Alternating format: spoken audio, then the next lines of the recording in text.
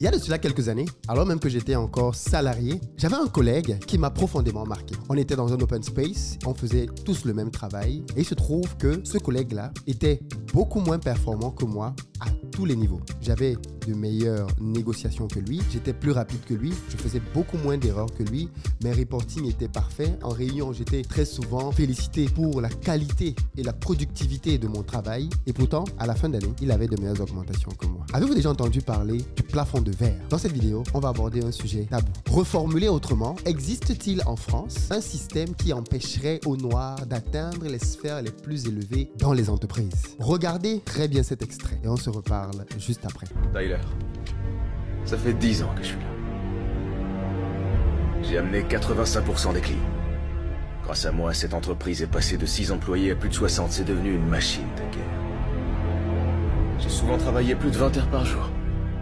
Des nuits entières, loin de ceux que j'aime, ma femme et mes enfants. Mon père vient tout juste de mourir. Et le jour de ses funérailles, vous m'envoyez des poires. Alors que je suis allergique aux poires. Et vous le saviez? Parce que quand nous avons déjeuné ensemble à notre premier rendez-vous, il y en avait une dans un plat et j'ai fini à l'hôpital. Et en plus de ces poires qui auraient pu me tuer, il y avait une carte. Avec un message conventionnel d'une seule ligne et une signature imprimée. De la part de l'équipe. Et pour tout ça, Tyler, je vous remercie. Depuis quelques jours, je me pose une question de conscience au sujet de mon père. Qu'est-ce que je peux faire pour honorer sa mémoire? Et j'ai réalisé que je devais prendre ce qu'il m'avait appris sur sa façon de vivre et l'appliquer à la manière dont je veux mener la mienne maintenant. Et finalement, j'ai trouvé, Tyler. Je démissionne. Attendez, vous en je vais partir d'ici, triomphant. Ouais. Je suis venu, j'ai vu, j'ai vaincu. Sanjay, c'est à toi de jouer maintenant. Peace.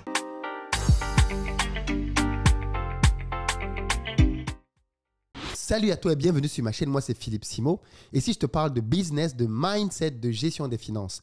Donc si ça t'intéresse, tu t'abonnes et tu partages les vidéos. Pour ceux d'entre vous qui ne le savent pas encore, j'organise un gros événement cette année, Back to Africa, les 28 et 29 septembre à Paris au Palais des Congrès, avec pour thème les side business. Quels sont ces business qu'on peut lancer en Afrique tout en étant en Europe et qui peuvent nous permettre de réellement générer une seconde source de revenus. Pour ceux d'entre vous donc qui veulent contribuer au développement du continent africain, investissez votre argent là-bas sainement. C'est l'événement à ne pas manquer. Je fais venir plusieurs entrepreneurs, parmi lesquels Naboufal, Marthe Karine, Laetitia Chaud, Bertin Thiofo bien évidemment, et d'autres noms surprises que nous sommes en train de boucler. Ça va juste être énormissime, les amis. Prenez vos places dans la barre de description. Nous sommes en méga promo en ce moment et vous avez des tarifs à 150 € pour les tickets les plus bas au lieu de 300 €. Par contre, ce sont des tarifs limités, promotionnels et il faut les prendre maintenant. Si vous les prenez en plus maintenant, je vous offre des bonus parmi lesquels des listes de prestataires que j'ai pu rencontrer à la foire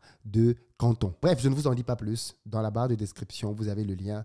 Réservez votre place. D'ailleurs, ceux d'entre vous qui veulent bien gérer leurs finances, nous avons rendez-vous ce dimanche à 19 h pour une masterclass au cours de laquelle je vous explique comment j'ai pu mettre de côté plus de 100 000 € en quelques années seulement en partant d'un salaire de 2 000 €. Le lien est disponible pour vous enregistrer à la masterclass. Revenons à notre sujet, le fameux plafond de verre. On désigne le plafond de verre comme étant le fait que dans une structure hiérarchique, donc comme une entreprise, les niveaux supérieurs ne sont pas accessibles à certaines catégories de personnes, essentiellement à cause de mépris de classe, de discrimination raciale, par exemple. En d'autres termes, beaucoup de gens ont souvent dit ça. Quand on est en France, on est dans un pays dans lequel les Noirs ont des plafonds de verre. Tu peux être compétent comme tu veux, tu ne progresseras pas parce que le système est fait ainsi. On ne permet pas aux Noirs d'accéder à certaines fonctions, à certains postes. Est-ce que vous croyez que c'est vrai? Est-ce que vous pensez que c'est faux? Dites-moi dans les commentaires ce que vous pensez et pourquoi vous le pensez. Moi, j'ai 3 éléments à donner dans un premier temps pour commencer à répondre. Et le premier va faire très mal. Le premier consiste à dire que beaucoup de personnes se cachent derrière la couleur de peau pour justifier leur médiocrité. Est-ce qu'on peut se dire ça sans que ça ne soit un scandale? Est-ce qu'on a le droit de dire cette vérité? Que beaucoup dans notre communauté se cachent derrière leur couleur de peau pour justifier leur propre médiocrité. Plutôt que d'affronter leurs résultats qui ne sont pas conséquents, ils préfèrent considérer qu'ils sont victimes d'un complot de la société. Je le dis en connaissance de cause. Hier, j'étais salarié. Je courais après des augmentations et des postes. Aujourd'hui, je suis chef d'entreprise et je recrute des gens. Et je peux vous dire que quand on commence à être recruteur, quand on commence à employer des dizaines de personnes, dans mon cas, quand on comprend l'Afrique et l'Occident, on est à plus de 300 personnes qu'on a pu recruter avec les rotations et tout le reste. On commence à être quand même assez outillé pour faire certains constats. Et le premier constat que je fais, c'est que très peu de personnes sont réellement compétentes. Est-ce qu'on peut dire cette vérité-ci sans choquer et blesser le peuple? Oui, très peu de personnes sont réellement compétentes. Et quand je parle de compétentes, je parle de personnes qui font vraiment très bien leur travail. Je ne dis pas des personnes qui disent qu'elles font très bien leur travail. Parce que ça, beaucoup de gens disent. Je parle des personnes qui réellement, quand on les voit, on voit des personnes dont les résultats démontrent qu'ils sont bons, qu'ils sont excellents dans leur travail. Très peu de personnes. Je pense même qu'on est à moins de 1%. Oui, vous avez bien entendu. Moins de 1% de personnes qui sont professionnelles, rigoureuses, appliquées, disciplinées et qui sont productives. Moins de 1%. D'après ma propre expérience de chef d'entreprise. Ça veut donc dire que la plupart du temps, quand les gens disent qu'ils ne sont pas augmentés ou alors qu'ils n'accèdent pas à certaines fonctions, malheureusement, c'est parce qu'ils ne méritent pas. Ce n'est pas à cause de leur couleur de peau. C'est parce qu'ils n'ont simplement pas le niveau qui permette qu'ils puissent accéder à la fonction. Parce que leurs résultats ne justifient pas forcément toujours cela. Ça, c'est un premier élément à prendre en compte. Beaucoup se plaignent en disant « Oui, mais non, je suis là depuis 5 ans, depuis 10 ans. » Peut-être. Mais quelle est ta productivité? Quels sont tes résultats? Qu'est-ce qu'on voit que tu produis? Et comment est-ce qu'on peut l'évaluer? Premier élément. Deuxième élément, et celui-là, il est peut-être un peu plus grave. Parmi les personnes donc, qui ont la capacité de pouvoir diriger, de pouvoir accéder à certaines hautes fonctions, malheureusement, certains n'ont pas les codes. Et ceci a été mon cas. Ceci a été mon cas parce que j'ai souvent été performant dans mon travail. Mais je n'avais pas les codes. Je n'avais pas les codes. J'ai fini par comprendre pourquoi. Avec le temps, je n'avais pas les codes. En début de carrière, en tout cas, je n'avais pas les codes. J'ai fini par les apprendre par la suite. Je n'avais pas les codes parce que je vivais comme beaucoup d'Africains en France. Est-ce qu'on peut se le dire? Beaucoup d'Africains vivent en France comme s'ils étaient encore en Afrique. Qu'est-ce que je veux dire par là? Ils ne s'intègrent pas à la société pour comprendre les codes de cette société et se plaignent par la suite de ne pas avoir les avantages qui reviennent à ceux qui sont intégrés à la société. Posez-vous la question simplement. Est-ce que moi, je peux, par exemple, en tant que chef d'entreprise français, recruter quelqu'un qui va venir diriger une équipe de Français avec laquelle je vois bien qu'il n'y a pas d'atome crochu, avec laquelle je vois bien qu'il ne sait pas comment leur parler, qu'il ne sait pas comprendre leur humour, qu'il ne sait pas comment obtenir d'eux le meilleur de leur performance et de leur rendement, je ne le prendrai pas. Il peut être très bon dans son travail, mais il n'est pas outillé parce que culturellement, il n'a pas compris la culture des gens avec lesquels il travaille. Si tu décides que tu vas vivre en France sans comprendre la culture française, eh bien, ne t'étonne donc pas que quand tu arrives en entreprise, que l'on voit tout de suite que tu n'as pas les codes. Parce que oui, la société française, comme toute société au monde, est codifiée. Et on ne prendra pas quelqu'un pour le mettre à des fonctions de responsabilité, de direction, de management d'équipe, si au minimum, ce n'est pas quelqu'un qui s'intègre. Beaucoup d'Africains ne s'intègrent pas. Et je vais vous donner quelques exemples simples. Beaucoup d'entre nous sommes en France depuis très longtemps. Et disons-nous la vérité, combien ont pu tisser de véritables amitiés avec des natifs locaux, avec des Blancs? Combien?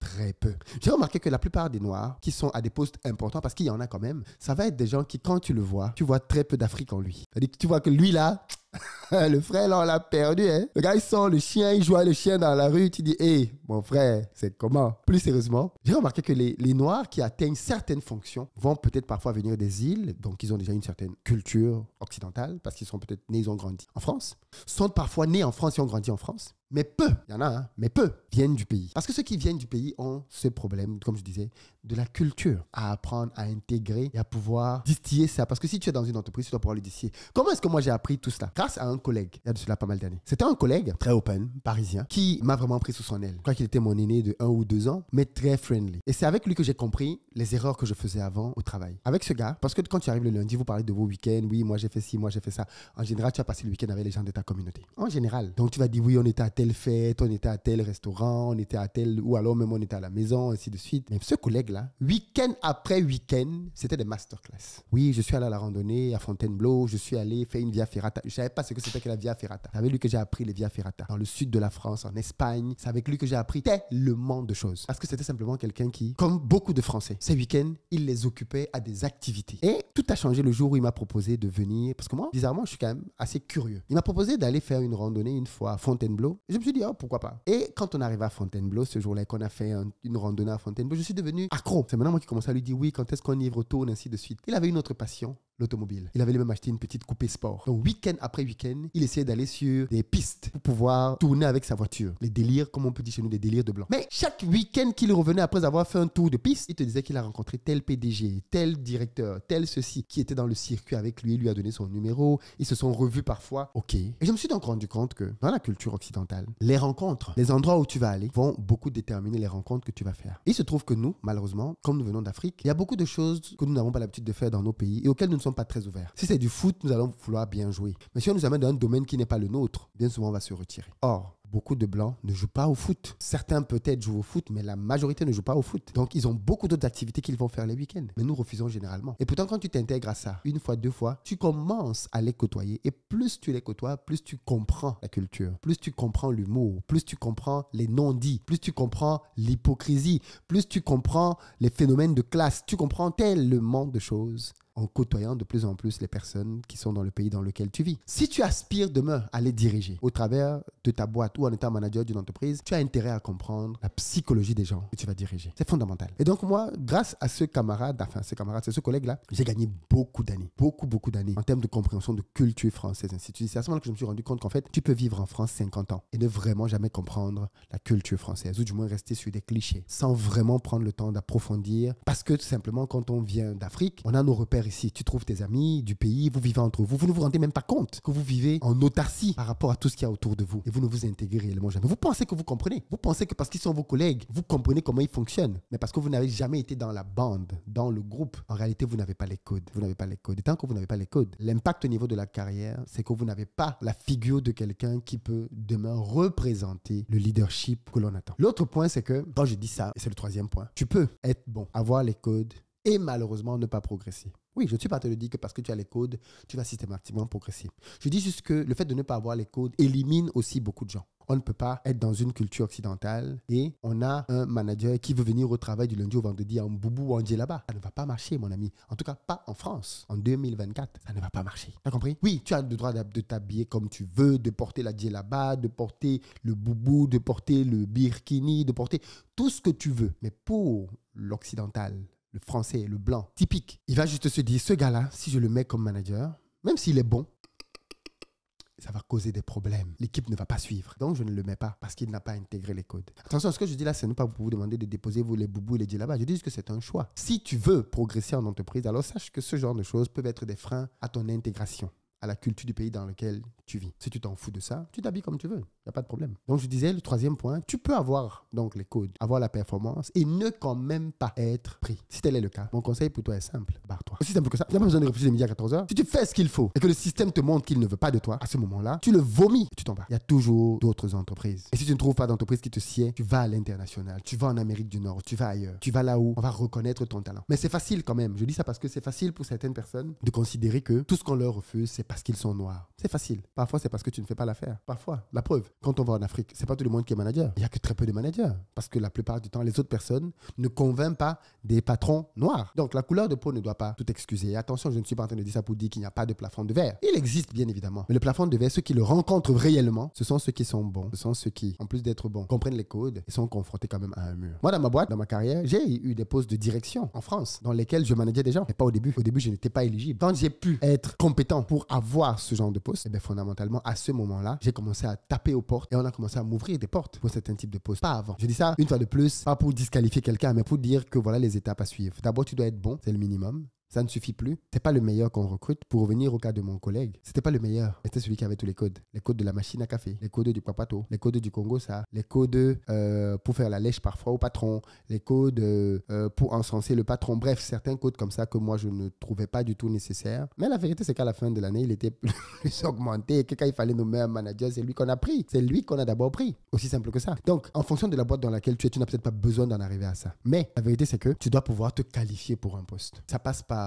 le travail, pas forcément être le meilleur, mais bien faire ton travail. Et ça se suit par le fait de comprendre les codes. Quand tu comprends les codes, en général, c'est beaucoup plus simple d'aller taper à porte pour obtenir des augmentations, tout au moins en Occident. Ça, ce sont les constats que j'ai faits. Et je disais donc pour terminer que moi-même, j'ai eu des postes dans lesquels j'étais manager. Je dirigeais des équipes. Et je constate que ce n'était pas en début de carrière. C'est quand j'avais bien fait ma mue, j'avais compris les codes et tout le reste, que j'ai commencé à avoir ce type de fonction. Mais quand j'ai commencé à avoir ce type de fonction, je me suis rendu compte de deux choses aussi. La première, c'est que j'ai obtenu la plupart de ces fonctions de management-là en postulant nouvellement dans une entreprise. Pas en étant dans l'entreprise et en étant promu. Bien souvent, c'est en sortant d'une entreprise où j'étais pour aller postuler ailleurs. Parce qu'on recrute bien évidemment aussi des managers. Mais l'autre truc qui m'a paru intéressant, c'est que certes, j'avais eu les postes, mais une fois que j'avais les postes, j'avais du mal à croître à l'intérieur des structures. Une fois, deux fois, j'ai fini par comprendre que c'était peut-être un plafond de verre. Parce que si tu sais faire ton travail en tant que manager et que tu aspires à plus haut, quand on te ferme la porte, il y a peut-être autre chose. Et c'est donc là que tu peux réellement rencontrer le plafond de verre. Et quand tu rencontres le plafond de verre, à ce moment-là, moi, je pense qu'il faut partir. Qu'il faut aller là où on va reconnaître ton talent. On va t'ouvrir une nouvelle porte. Aussi simple que ça. Qu'est-ce que vous avez vécu, vous, ou expérimenté, qui vous laisse penser que vous avez rencontré un plafond de verre? Dans les commentaires, vous nous partagez tout ça. J'ai hâte de vous lire là-dessus. Peace!